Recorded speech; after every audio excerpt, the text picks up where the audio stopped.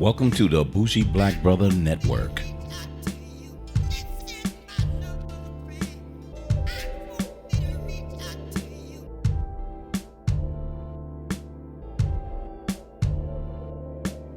Good afternoon and welcome to the Minority Report. My name is Michael. You know me as the Bougie Black Brother. And I have a special guest with me, Gustavo Arce. Arce, yes. That's the correct way, right? That's right. So most people, us Americans, always go, yeah, Gustavo Arce, right? Nah, it's Arce, so you can say it properly. But Gustavo, we met Gustavo when we was looking at solar, and we was with EV Hybrid Noir. Right. And he does a lot of work, but I'm going to let him explain a lot of that.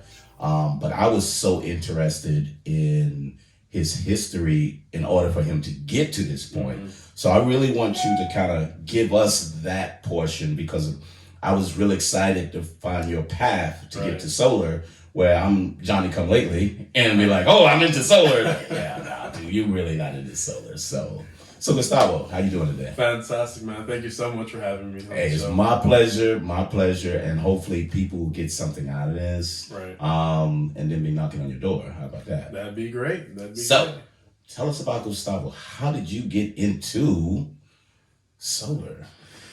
Well, I like to say my story's a little bit different, but it's very it kind of it makes sense for why I got into solar. As a kid, I come from a Mexican background, and every Saturday, Sunday, summers, and any type of break you can imagine, for the most part, a lot of Hispanics like to take their kids to work. My dad does construction, so every weekend, instead of me like, oh, it's time to sleep in on Saturday and Sunday. Time to play. Go outside. Yeah, you're going outside. Yeah, you're going to go to work. I don't know about playing though, right? So my dad would take me to work, and he does construction, right? Right. And even as a young kid, I would see my job would be to pick up the trash and just make sure that the area was clean, just so the workers they could do what they had to do. So as a kid and more into high school, I started realizing that every job site, there'd be huge containers of trash, and a lot of this trash it wouldn't be usable, but it would still be a good piece of wood or a good piece of sheetrock that it just didn't make sense to use. It was very hard to use. Waste. Mm-hmm. So in high school, I got to live firsthand like the amount of waste that in construction that we're doing. Mm-hmm. I mean, we see this across food. We see this across energy when we leave a light turned on, things of that nature. So in high school, I also started to see, I had my first Netflix account. Oh, there you go. I started to see all these documentaries about like us humans, how much we waste, how much we use, and just our overconsumption. Right. In college, I kind of knew I wanted to do something with the environment, the earth, climate change, whatever you want to call it, right? Right. So I decided to become to declare my major as a geologist. Okay. My first class in there, I knew this wasn't me. Yeah, I needed to do something on the other end, right? Right. So I was like, all right, man, what else do I have? And at the time, Georgia State was developing this program. It's called social entrepreneurship. Yes. And the way I like to define social entrepreneurship is essentially building a business with a cause and also with profit. Mm-hmm. So it's kind of like a hybrid between a business and a nonprofit, social entrepreneurship. Yeah. I also knew that this whole energy crisis is a big deal, and it's going to be even larger in the future due to, we have to reduce our fossil fuel emissions, our carbon emissions, and all the other greenhouse pollutants.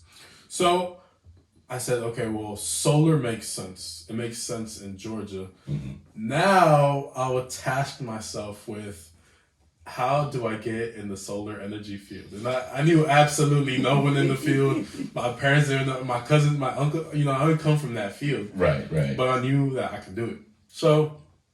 But I don't mean to interrupt, but why solar? Why not anything else outside of just the solar? They have windmills, they have, composite where they recycle, but why solar? Though? So at the time, I was also hearing about these movements called solarized movements. Okay. Essentially where a community and its residents help bulk purchase solar. Mm-hmm. So I had kept hearing this whole solar word, and that's really one of the first things that caught my eye. Mm-hmm. Also, wind isn't as feasible in Georgia maybe closer to the coast as it is in other states. Absolutely. So I kind of knew, okay, well, Georgia is the 10th or 11th largest solar producer in the nation. Really? But I also knew that about 97 of that is a solar farm. So Yeah. very few Residential or correct. commercial from that. Correct. So I actually started volunteering with the Sierra Club. Okay. Okay. And at my first meeting there, I went to the meeting. It was an Energy Coalition meeting. I was the youngest one there. So did they get you out of college or somebody for So they got me out of college. I started volunteering with them. Free labor. They knew I needed to put something on my resume. They knew I needed some connections, right? Right. So I went there. I asked one of the individuals who helps runs it. I said, "Hey, do you know anyone in the solar industry or how I can tap into it?" Mm-hmm. And it was almost like one of those timing things, right? Where the timing is right and the opportunity is there, and I was right there in the middle. I caught both of them. Right. So she introduced me to this gentleman named Donald Moreland. Okay. He owns Solar Crowdsource, and at the time he was also the chair of the Georgia Solar Energy Association. Wow. So at first I got to know him, and he said, "Hey, you could come volunteer at the campaign." They're doing the Solarize Decatur to Cab. Mm-hmm. Basically, Decatur wanted to go green, and so his residents.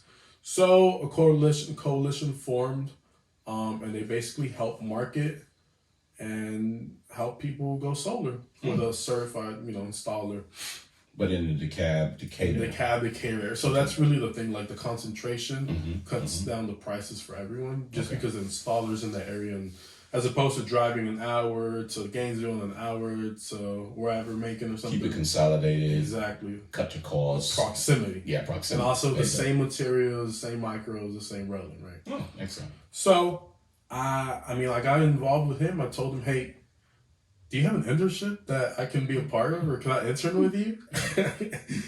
And he said no and yes. I was like, "All right, talk to me. Come on." All right. I got some type of You yes. just confused me. Go ahead. Right. So I told him, "What does that mean?" He said, "Well, I don't have an internship, but you can intern with me." And I said, "Well, I'm good with social media, I'm good with videoing, and I'm good with graphic design, right?" Okay. So he was like, "Well, perfect. Then we need help with some marketing and explaining to people this whole solar thing." Wait a minute. You got some skills that you did not mention college-wise. Yeah. Where did you pick those up? So, my father's an entrepreneur, right? So I kind of saw that for him to be competitive, he has to continuously work on his skill set. Yes. So I figured, all right, one of the issues with solar in Georgia is, a lot of people don't know about it. Yes. Right? Exactly. So that goes in with marketing. Mm-hmm. So I said, let me get good at delivering messages, creating messages, and communicating with people how things work. Right. So, I would go online, I would go YouTube, man, how to edit this video, lighting, all that. It's all self-learned. I didn't learn this in school. Okay. It was part of the tools that you needed to Exactly. acquire in order to be better at the skill that you want to get to. And no one told me this. I just had to realize it by myself. And you see it. Foresee that, correct? Yeah. So I picked those up. I started interning with him, and it was I interned with him for 2 years, man. It was I would say it was probably the best internship anyone can receive. Wow. Why? 2 reasons why. Okay. I'd be in all the meetings with governments, cities, counties, nonprofits, different types of stakeholders, and I would listen in, and even solar installers, I would listen into their needs, kind of what hard things they had to go through. And I would kind of start forming my own kind of conclusions of how campaigns can work. Right. Just listening and absorbing and being in that area, and that marketing skill was just coming up, right? Exactly. How do I get that? Exactly. Okay. And another thing is that once the campaign will take place, the installers will install on the homeowners' roofs. After, I was tasked with creating testimonials. So I would go to a customer's home, a solar adopter's home. I would ask them what they did what they loved, and what can be improved. And from there is kind of where I picked up their pains and like what good things the solar installer did. Gotcha. So from a very early start in my, I guess, career, I knew that, okay, well, this is what they would have loved to see. This is how they'd be great, how they'd be incredibly like happy with the process. Mm-hmm. So from an early age, I started to write down things like I should do this as opposed to this. I should talk to them about this as opposed to something else. So I did that for 2 years. I was involved towards the end with the Solarize Decatur, the cab movement, Solarize Atlanta, Solarize Dunwoody, and a few other ones. Wow. Okay. So I mean, so expand it out a little bit. Exactly. So I also expanded my network. I would say I'm one of the youngest solar professionals in the state. I really don't know of anyone else. How old are you? Do you actually know my age? Pretty much. Okay, but what would you have guessed if you didn't know? If I would have guessed, I would have. At first, I was like, "Oh, he's in his late 20s." Okay, late 20s. From that, I'm actually in my early 20s. Yeah, I know. I'm 22 right now. and that's what makes it amazing, and that's why I'm so interested when I talk to you, right? Because at a young age, you picked up a lot of things, and you took it seriously. Absolutely. I mean, and listening to you right now, you took the effort to say, I got to hone my skills. Yeah. If I want to do this, I got to hone it in one way. You took a lot from your family, Yeah. from entrepreneurship, Correct. hardworking, the effort into putting things in there, Exactly. and then put it into what you wanted to do. Exactly. So that's what fascinates me so much with you. So thank you. Okay. You know, it's just, I was very fortunate, I had like great parents as well. I was very blessed in many aspects, and to some degree privileged as well to be in those positions. At Georgia State, I received a full ride scholarship for Latino leaders, and little things like that helped me get to where I am today. So yeah, towards the latter half or the latter end of my internship, it was graduation time, and what I do now I have to. Okay, you gotta get serious, man. Like, what I do, you gotta get a real job now, right? No more an intern, yeah. And I needed an income, I needed a job. So towards the end of 2018 and the beginnings of 2019, I got introduced to this gentleman named Kave Kamune. And his wife Rosie Aldashi. I got a phone call and they said, "Hey, someone gave you your resume to us, and we like what we see, and we're starting a new company. Would you like to have lunch?" So this was around February or March, right? And I said, "Yeah, like of 19." Correct. Okay. So the second month of February of 2019. They had already put in place a system. They had done all the official things like incorporation and started to build a website. They knew that my background was in marketing and sales, and I had been involved with like all the Solarize campaigns. So they knew that I also knew a lot of fairly influential members in the whole sustainability field. We had lunch and we kept talking for a couple months. So I graduated and we had a serious conversation, and I said, "All right, when am I starting?" When am I starting? And they made the offer, and it was, I couldn't resist the offer. I did have the opportunity to interview with other sustainability companies, right. And I figured that, okay, well, I'm young, right? Right. I just got out of college. I can go really put my stamp on a startup company, or I could go to a more established company. I already know how they operate because of the Solarize programs. And you've been around it. So exactly. Right. So I kind of, it was either kind of winging it. Exactly. Right. Or I should go work with like a different other industry, in the tech industry. So I said, well, this is what I'm passionate about. These are the pros and cons, and I'm pretty competitive. So all my life I played soccer, football, wrestling. And I said, any team that I'm on, we gotta win. We winning. We gotta win. We're winning. And that was really, I said, I'm gonna go against the status quo, and I'm gonna go with Kavin. But you have the entrepreneur blood. I think so. So, that was the other thing that I recognized, right. Because thinking about age-wise, I think if I was younger, I would have went for the new thing, be like, hey, I'm just starting, I can work with that. Older, we're more, let me get with a stable, Then once I get stable, maybe. But you know, at your age and having that in your blood, that was just fantastic. Yeah.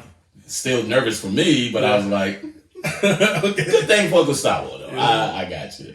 And I mean, I had conversations with the other company, and they wished me the best, and I said, I wish you the best as well. As well, but I'm coming to get you. You know, in the back of my head, I was coming to get like, appreciate that. And Right. get ready. That's how I really like said. I said, get ready, because I know what you guys aren't doing. I know what you guys are doing. But I can't say it's vice versa, right? They really didn't know what we were doing or like what we were planning. Right. So, I guess we officially got the whole team together. It was a team of 5, July 15th. And Okay. we really took off, man. We were doing a lot of marketing. We learned a lot. We had a lot of conversations of how best convey this solar message to individuals of why it makes sense to go solar now. So your position is what? So right now I'm the sales director, so I'm in charge of all the residential sales and commercial, building those relationships, because commercial is typically a longer process. Yeah. Because you have to go through different levels. POs and you know, they got budgets, and you got all types of paperwork. See you in 2 years. Yeah. Legal work. Right. So you know, and I like to talk to people. I like to explain to them, especially if people have like electric vehicles, like why it makes sense solar plus an electric vehicle or an electric vehicle plus solar. And one usually comes before the other. Yeah. And that's what I've been seeing with a lot of the individuals that we talk to on a daily basis is either they're gonna get the solar and they already have an EV, or they have an EV and they're gonna get solar. So it's one usually comes right before or after the other. Right. Right. Almost hand to hand, because one way, if you start either one, you start realizing what you're doing to the planet. So if you're doing it with solar, then why am I driving a gas car? And if you have, I'm getting rid of the gas car and I'm getting that, then be kind of like, but I'm taking electricity, doing it. So then your mind starts saying, hey, this is better for me. Exactly. But yeah, I got a lot more, but go ahead. Like when you redo your kitchen, well, it makes sense to redo the bath now. Yeah, exactly. You'd be like, hey, we might as well do the bath and do the floors in the living room, one of those. And one of the I think this is what I forgot to include. The two main reasons I decided to go Better Tomorrow is because of the founders and what they wanted to do. So their future, they're already seeing. Exactly. So a couple things about Kava and Rosie is they're one of the first in the States to get solar. This was when each watt was $9, so like 4 times as expensive as it is today, man. Wow. Back in 2004, like the city didn't even know what to do with this. Yeah. They're also some of the first to get electric vehicles. So the Kava has the first generation Leaf. I don't know what year it is. I drove it the other day and it was great. Like it drives like a great car. So I said, well, they're really putting the money where their mouth is, right? In the most literal forms. Yep. Also, the Iranian, you really don't see that much, I guess, individuals of color in the solar industry yet. It's growing though. It's growing quick. It's the knowledge. Correct. And that's where great people with vision, if they see it, they jump on it quickly.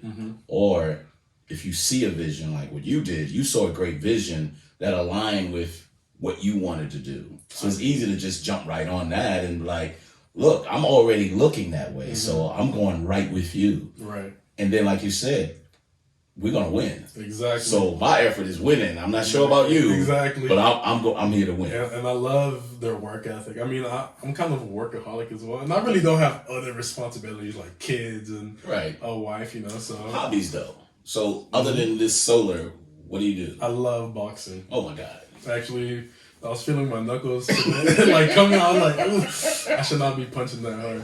I love boxing. But is it a stress relief, or it's just, hey, this just feels good? I love it. Like, okay. I go sleep watching it. Just like, so I like being entertained by the boxing, but also seeing the mechanics of like, if I do this, he's gonna do this, and if I do this, he's gonna return. So it's like I like being very strategic about things, and in boxing you have to be incredibly strategic. MMA as well. So you saw it in that way to be able to say, I can continue on from that. Correct. I can look at boxing and say strategically, I can foresee certain things. Exactly. So and then counterpunch in a way. Exactly. That's pretty good.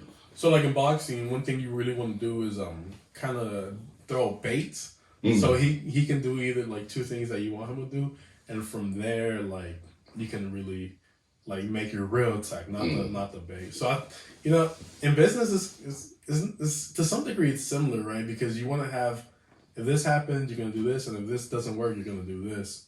A lot of pivoting. Kind of aggressive though. It's but pretty aggressive.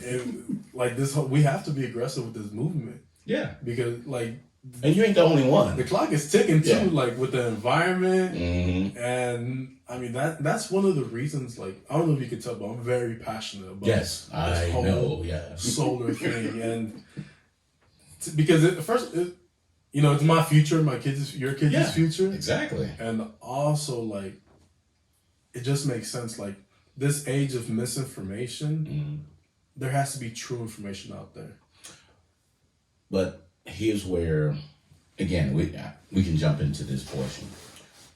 It's the education. So sometimes if people aren't educated, they only can believe what they're being told. Correct. And I knew it was something, but I didn't know the value. Correct. And we decided to get it. And when you walked in, your presentation was amazing. Thank you. And I say that because I'm a data-driven guy. Right. So if the data doesn't work, I don't want to talk to you. Right. Because that means, back to your counterpunching. I'm a chess guy though. Mm-hmm. So my chess is the anticipation of what they're going to do, but be on the defensive. But in turn, what would be my next offensive move? Correct. Same thing. I'm just not aggressive, but not like that. Not like that. Not hurting your brain. Yeah, but exactly the same mentality of trying to get that. So when you presented, here's the data that you're looking at. If you do this, this is what you're going to get. But if you only getting this, remember your payback is going to be this period. Correct. Now, financially, you're fine, but it's going to be a delay of that, and then what are you going to do next? Exactly. Now, if you want to do your whole house, your cost is here. Mm-hmm. If you want to do a section, hey, let's evaluate it. And then when you got my bill and you went to say, hey, look, let's look at what your consumption is. Right. Hey, your consumption's only this. You're only going to get about 15% from this year. Correct. Okay, so what should I do from that? Mm-hmm. So the layers of detail and education that you give helps people. And you're smart enough to say, here's a high level, but then whoever you sit with, you change to the way the person is, yeah, exactly. which is a great skill. Exactly. Because most people keep talking above people, or sound like they don't know what the hell they're talking about, and they have a script. Yeah. You don't have a script. No, because the way like I approach things is like I like to be treated. I want to treat people like I like to be treated. Like don't talk to me in things I can't understand, and don't talk to me like I don't know what's going on. Right. So like So I like to. First of all, I like to receive information. Like ask you about your goals, like what you want to do, where you at financially, what you're thinking about. And also the most important thing is collecting data, collecting your bills and analyzing them, asking you about your patterns. If you have an electric vehicle in your situation you did, how that affects your usage, right? Yep. From there, we have to look at the information. We can plug it into our software, but also you have to just look at it and like, oh, this makes sense. They're paying this because of this. They're on this rate plan with this utility. So we take that, we plug it into our calculations. We see the orientation of your roof, how your roof is shaped, the size, and from there we see, okay, these are the possibilities. We can do 3 different systems. Like the largest possible, we could do kind of like the minimum so you can see savings and you can really like make a dent in the bill, and also kind of like the medium size system. And that's what I presented to you. Oh yeah. And then you had good, better, and best. Yeah, like the ABC and and some people jump right into the best. Yeah. But some people, like in my sense, I wanted to learn. Correct. So the only way I can learn is not on the high end, but see what it is, and then I'll be like, you know what? Yes, I do need more, or do I really want more, or do I just want just regular consumption to keep my bill down? Exactly. I want to eventually want to not be on the grid. Correct. So I know what my long-term plan is. And then financially you show where it is. Then you showed one thing I think really important that you've done was also to say your bill's going to go up. Yeah.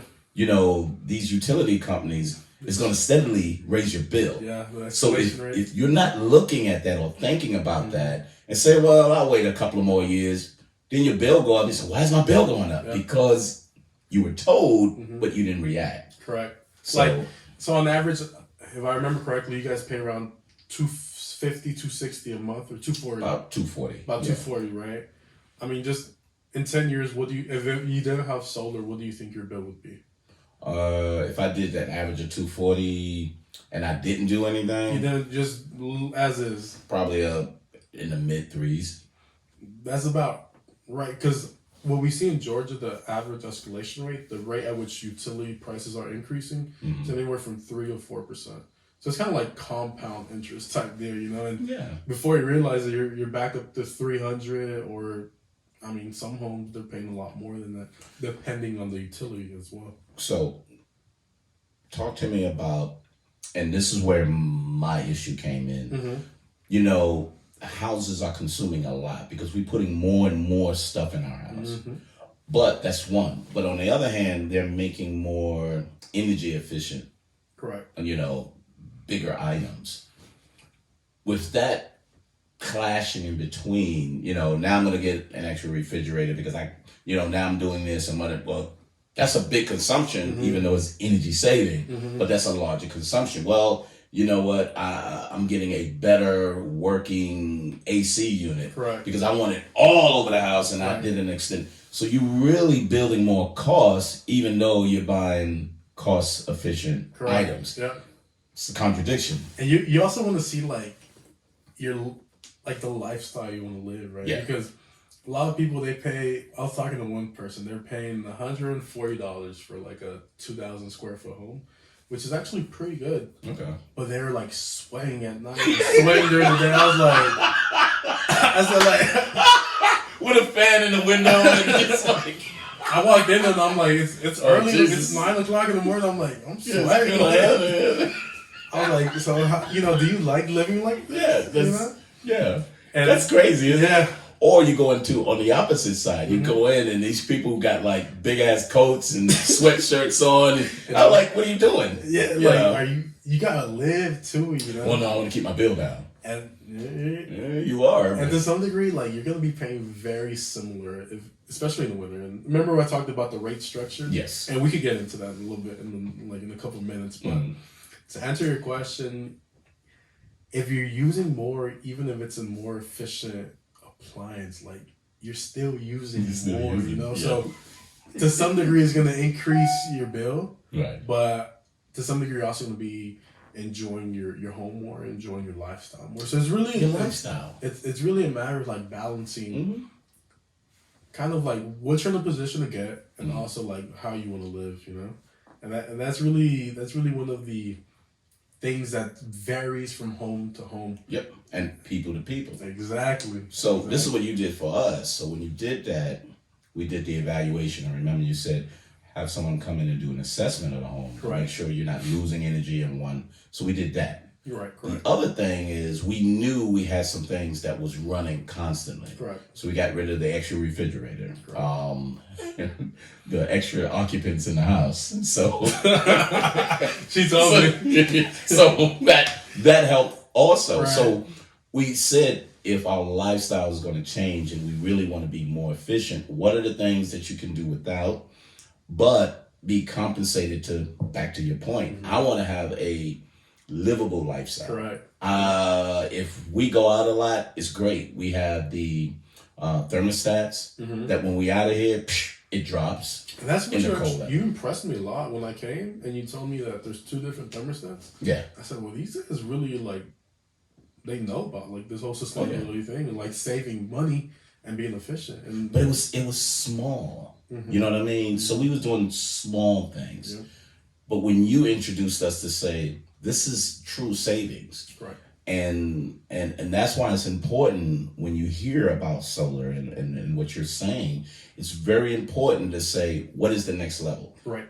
But the kind of education you give. Correct. Again, you got scientists coming in, they talking, and you be like, yeah, thanks for stopping by. Yeah. Man, get the hell out of Good here. one. Good one. Later. You got that one. You got that one. But when you say, hey, look, what's your bill? What are you really looking at? Why do you want to do this? Yep. Because some people say, well, my neighbor got it. Okay, got you. You don't know what it's doing for the neighbor. But, again, counterpuncher. My neighbor got it. Well, you know what? Your neighbor's saving this amount. Mm-hmm. You're still teaching them, even though their mindset is being like them. Exactly. But you gave them a better sense of, this is why you should have it, as well as getting it like that. It's like getting something tailored. Yeah. You know, you might have very similar suit, very similar solar system, but it's going to be a lot different based on... It'll fit you better. Exactly. We wearing the same suit, but, you know... Mine does you're this, a boxer. does this. Exactly. You got a boxer body. And that's so... body. You touched on a very incredibly important point that's... If you get a couple things from this podcast, get this. So you always want to conserve energy before you produce it.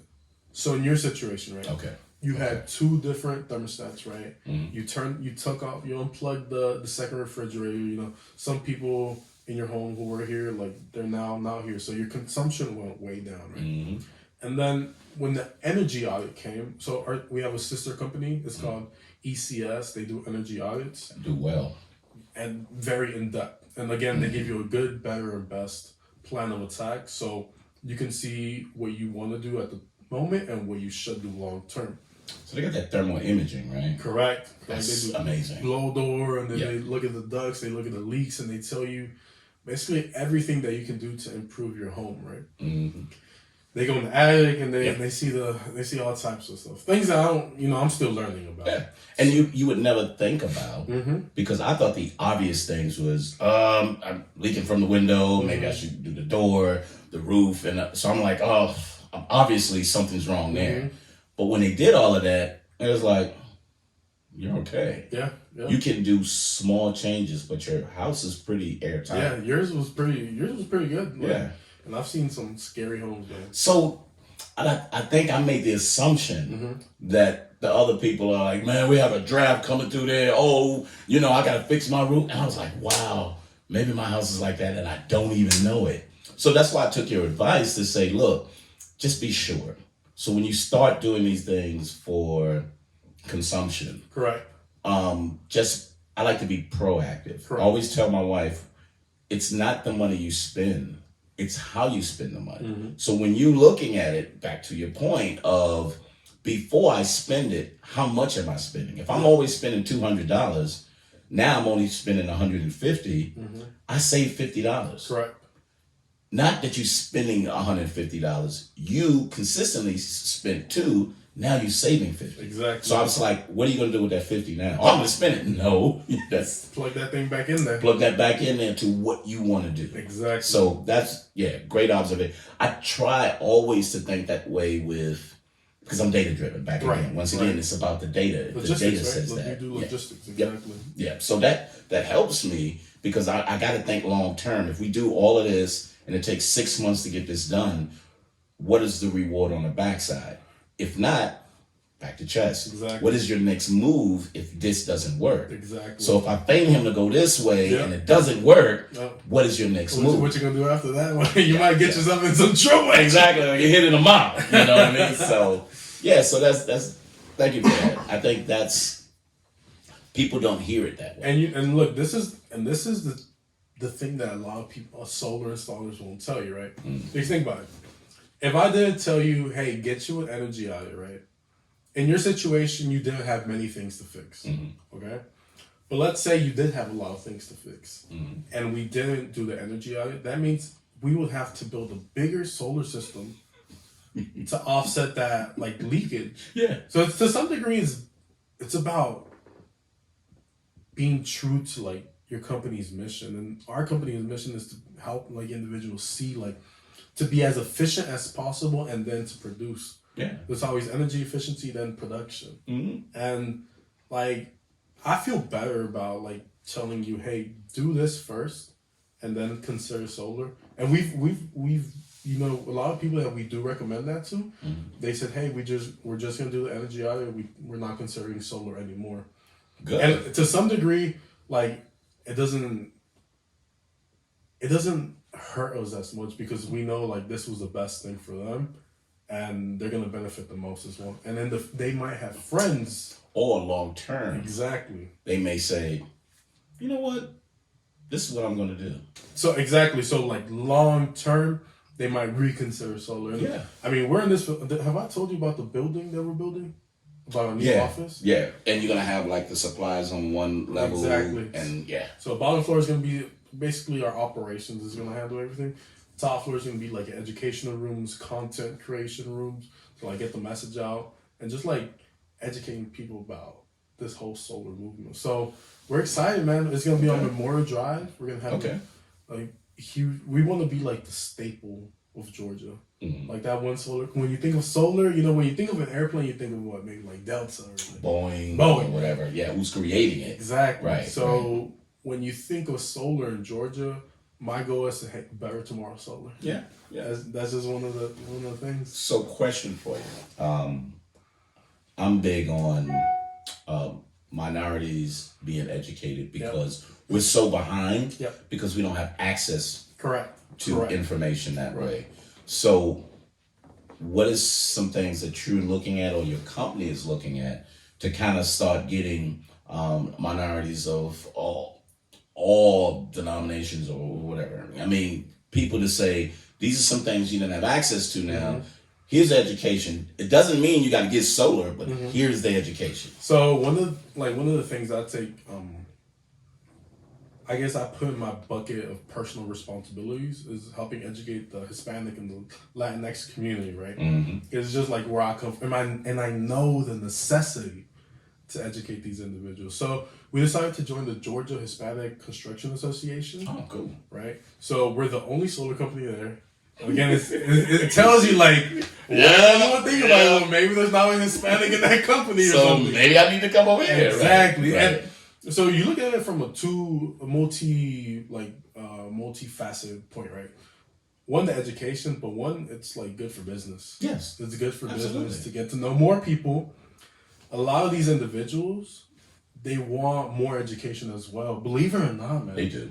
Believe it or not, like these individuals, the builders, the subcontractors, electricians, they want more information.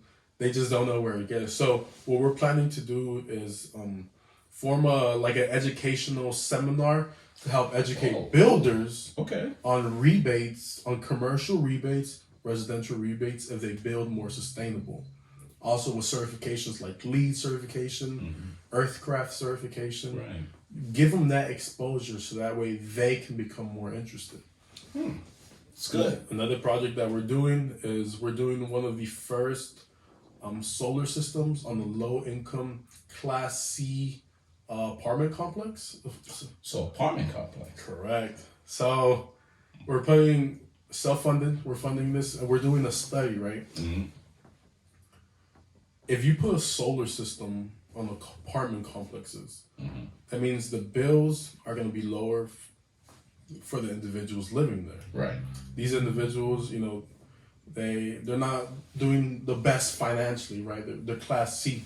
So if you're able to keep the same family, the same individual in that apartment for a longer time, that helps the landlord prevent like new people coming in, new applications, new cost. Exactly. So we're doing a study that says solar makes sense for landlords as well.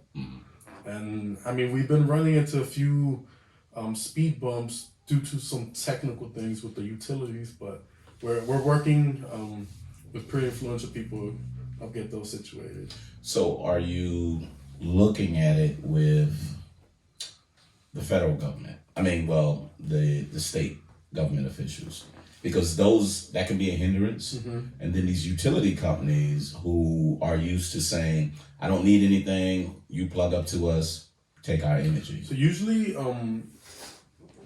the utility, we talk to the utility, and then you really want to talk to people who help the utility make decisions, right? Okay. So in Georgia, or at least for Georgia Power, it's the Public Service Commissioners. Mm-hmm. It's 5 individuals responsible for helping Georgia Power, essentially to some degree, like regulating them, Mm-hmm. and allowing them, mandating them to put this amount of solar. They could raise their prices this much. So it's kind of one of the best things I think that you can do is kind of go directly to who's kind of like in charge to some degree. Right. And hey, this is one situation that a solar company or a landlord might encounter. Is there anything that you could do from your end Gotcha. to push the utility to make it, make it easier? Because right now we've been having a pretty hard time connecting the solar system to utility, and Right. so we're trying to, fix So that issue. let's flip backwards to the construction. Mm-hmm. So you said growing up and being with your dad, you out there, with the construction industry now, what big things are you looking at to say, hey, look, as you're doing this should be an option? Exactly. I'm not saying add us in here. I'm just saying, how do you approach that to them to say, hey, I'm educating y'all, here's some other things. Also, So there's Go ahead. 2 super big things, right? okay. We're seeing this with builders and with individuals who are building their homes. So with Oh, builders, really? Okay. yes, Wow. I think you're gonna enjoy that one. So with builders, man, one of the things that we tell builders is, like for solar, this is the ideal position of the roof, Mm-hmm. and these are the ideal things that you can do to this home, like in spray foam insulation or higher efficiency items, more insulation, the nest, tracking. Mm-hmm. This will help sell the home quicker, because there are studies that say a higher efficient home sells Yeah. quicker, Absolutely. sells a little bit pricier, and also the home potential home buyers are more likely to buy this energy efficient energy home. efficient home. Exactly. Yeah. Yep. And what really surprised me is we actually just went to a home show Mm-hmm. in the Infinite Energy Center like about a month ago, right? Okay. We talked to a lot of people who are building their homes, and the number one question they would ask when they're still in the planning process is, how do I orientate my roof so it can fit for solar? So Wow. a lot Okay. of these individuals are already thinking, like, if I'm gonna build a home, I'm gonna put solar on it. They just don't know how they should build a home. Right. So that's And what does it take? exactly, Education. and that's where we come in, right? Okay. So I mean, we have a whole lot of fact sheets, and it's educational material Mm-hmm. to help different people in different positions, like new home builders, current home builders, electric vehicle drivers, people who have gas and want to switch to electric. Mm-hmm. We're tailoring the messages so that it helps them in their different process. I got you. It's being very specific for very specific people. So you said something that sparked another question that I had. I'm glad you said it. But you have homes that have natural gas, and you have homes that they kind of have all electric. If you have all electric, your bill is high as hell. Correct. So in order to recover that, because you only have electric, is that a higher consumption from the solar, or do you kind of balance that out to say you consume this based on this, and you're gonna need these many kilowatts from that? So one of the things that, if you look at the bills, right? So first thing is assessing the situation, assessing the patterns. If you see if you have an electric bill and a gas bill, if you analyze what you're paying for, right? So with your situation, in your situation exactly, your electric bill, 75% of that is what you use, and 25% of that is what we call junk fees, right? You're just paying like Yeah. these random old fees, and okay, whatever. But if you also see your gas bill, you're also paying a base fee. Okay. Okay. So in this, like, let's just use your home for example. If you decided to stop using your gas, cut the gas off, and switch to electric, obviously your electric bill would go higher, right? However, you have solar, meaning the whole usage goes down. You're not paying that base fee anymore, and you're knowing that all your electricity is coming from electric. So we actually just launched a campaign we call it Electrify and Solarize, basically helping individuals who have gas, go from gas to electric, right? So we're giving them a rebate as well, just to like help them out. To switch. Exactly. And if they decide to go like they can apply for that rebate. So can you quote that price? Yeah, so I believe the total amount is $1,000.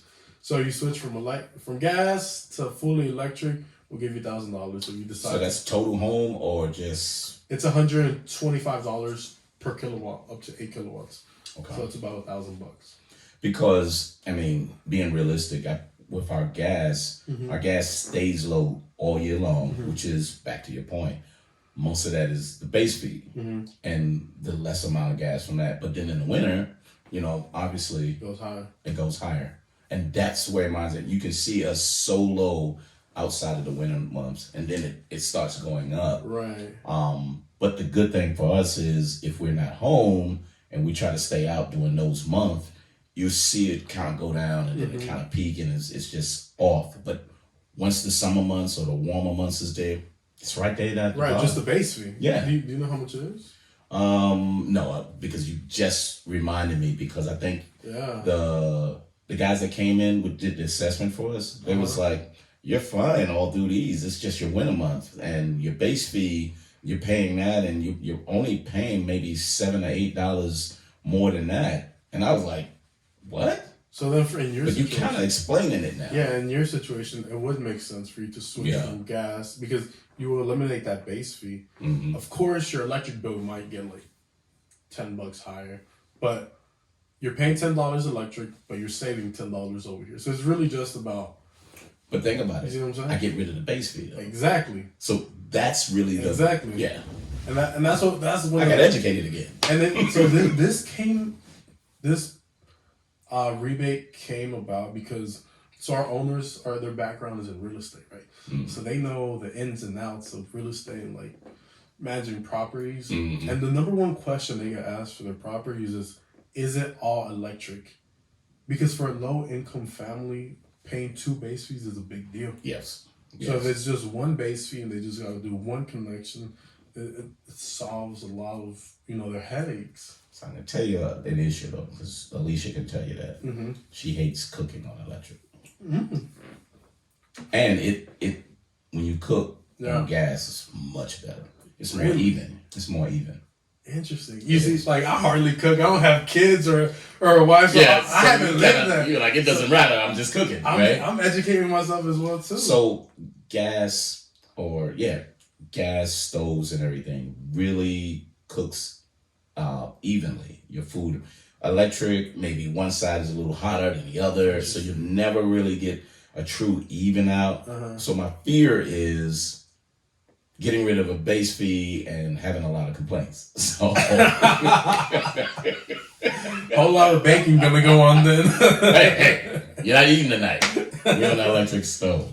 But that's really interesting because people don't understand the rate structure of the companies and utilities who you're using. Like water, I may not even be home for the whole month. It's no water running, but I'm going to get a bill because there's a base fee structure that says you're utilizing our service, so you got to pay for that. And think about it, right? So these rate structures are incredibly smart, man. Yeah. Because think about it. Let's just, for example, your bill, about 75% of it is based on your consumption, right?